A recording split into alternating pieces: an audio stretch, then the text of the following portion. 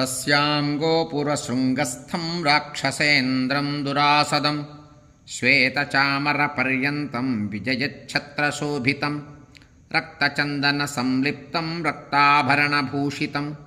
नीलजैमूतसङ्काशं हेमसञ्छादिताम्बरम् ऐरावतविषाणाग्रैरुत्कृष्टकिनवक्षसं शशलोहितरागेण संवीतं राक्षवाससा सन्ध्यातस्तेन संच्छन्नं मेघराशिमिवम्बरे पश्यतां वानरेन्द्राणां राघवस्यापि पश्यतः दर्शनाद्राक्षसेन्द्रस्य सुग्रीवः सहसोत्थितः क्रोधवेगेन संयुक्तः सत्त्वेन च बलेन च अचलाग्रदधोत्थाय पुप्लुवे गोपुरस्थले स्थित्वा मुहूर्तम्